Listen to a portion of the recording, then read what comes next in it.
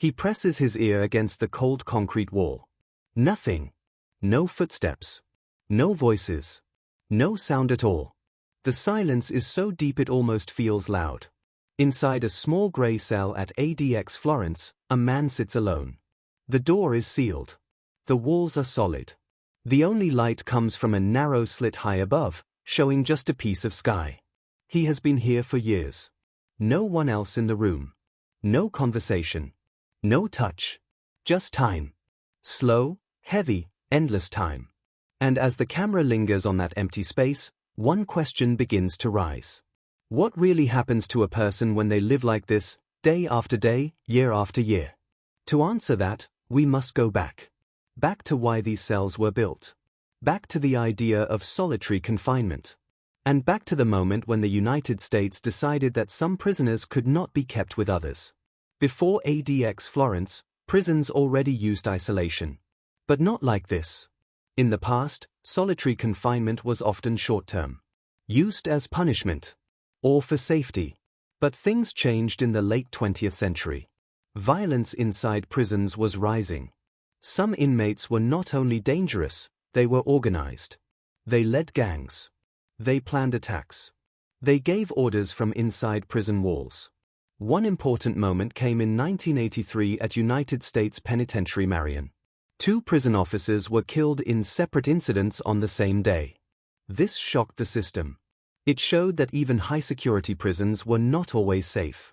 Officials realized they needed something stronger. Something more controlled. Something that could stop communication, planning, and violence completely.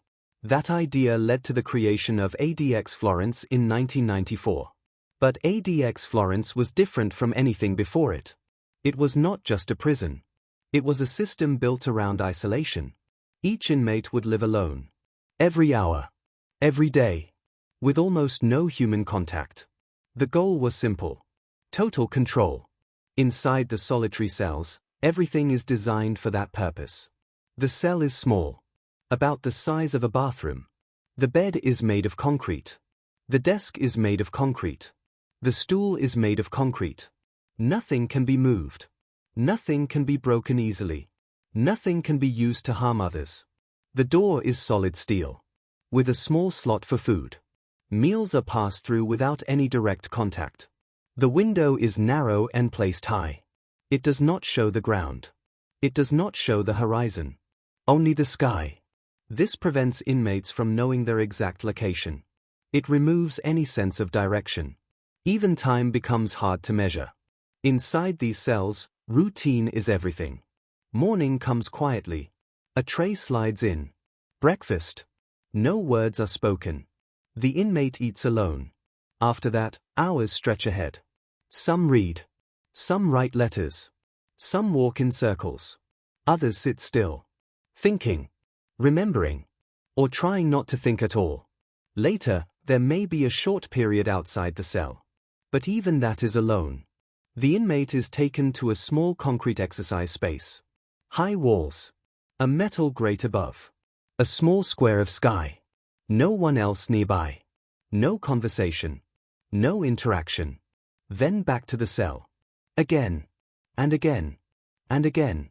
This is life inside solitary confinement at ADX Florence. And for many, it lasts not days. Not weeks. But years. Some inmates have spent decades in these conditions. Almost completely alone. The system is strict. But it is also quiet. No loud chaos. No crowded spaces. Everything is controlled. Everything is measured. But over time, something begins to change. Not in the walls. Not in the routine. But inside the mind. Reports from real cases and court documents have described what can happen during long-term isolation. Some inmates begin to feel extreme loneliness. Others struggle with focus. Sleep becomes difficult. Thoughts can feel slower.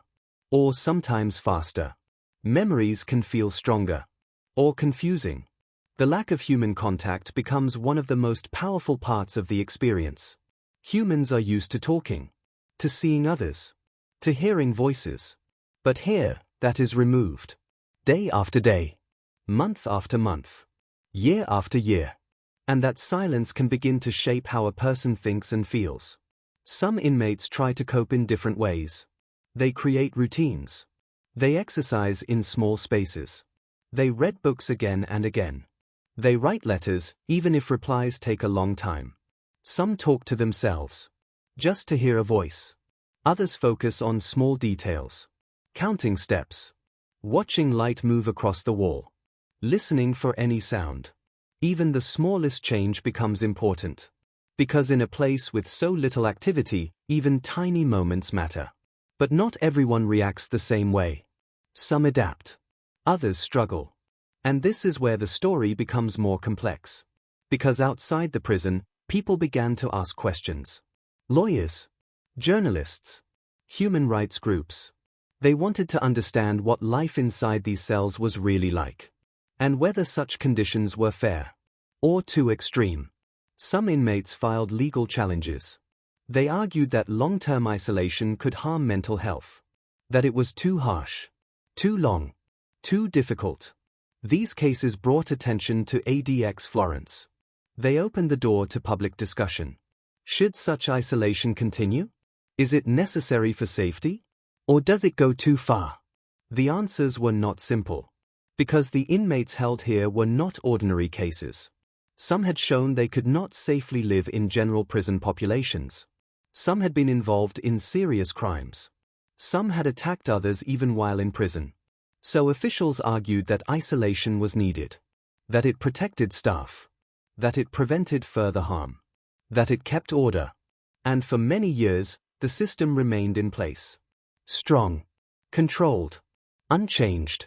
Inside the cells, time continued to move slowly. The same routine. The same walls. The same silence. But something else was happening. Something that would begin to change how people viewed these conditions.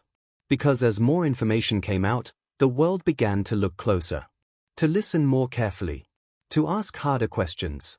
And those questions would lead to one of the most important turning points in the story of solitary confinement at ADX Florence. A turning point that would challenge the system itself. And force people to decide. What is the true cost of total isolation? The letter arrives quietly. It slides through the same narrow slot as the food tray. No voice. No knock. Just paper against steel. Inside a solitary cell at ADX Florence, the man picks it up and reads slowly. It is from a lawyer. Words about a case. Words about conditions. Words about something changing. For the first time in a long while, something from outside has reached inside. And it carries a question that is now being asked across the country. What does long-term isolation really do to a human mind? To understand why this question became so important, we must look at what was happening beyond the prison walls. By the early 2000s, reports about solitary confinement were growing. Former inmates described their experiences. Lawyers began collecting testimonies. Medical experts started studying the effects of long-term isolation. And slowly, a picture began to form. Not a loud picture. Not a sudden one. But a steady one. A pattern. Inside solitary cells, days were nearly identical. Morning. Food tray. Silence. Waiting. Reading. Thinking. Exercise alone. Then back to the cell. No conversation. No shared space. No normal human contact. This routine did not change. But over time, people began to notice changes in those living inside it. Court documents and expert reports described common effects. Some inmates had trouble focusing on simple tasks. Others found it hard to sleep. Some became more anxious. Others felt a deep sense of isolation. These reports were not based on guesses. They were based on real cases. Real interviews. Real observations. And they began to reach the courts. One major turning point came in the case known as Cunningham versus Federal Bureau of Prisons. In this case, inmates at ADX Florence challenged their conditions.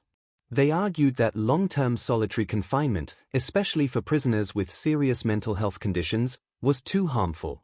The case brought attention to what life inside the prison was really like. It forced officials to explain how the system worked. It brought experts into the discussion. And it opened a larger public conversation. The court did not shut down ADX Florence. But it did lead to changes. New policies were introduced. Inmates with serious mental health conditions were given different treatment options. More reviews were added. More attention was given to how inmates were coping. It was not a complete change. But it was a shift. A sign that the system was being questioned. Inside the prison, life continued. The routine remained strict. The walls remained the same.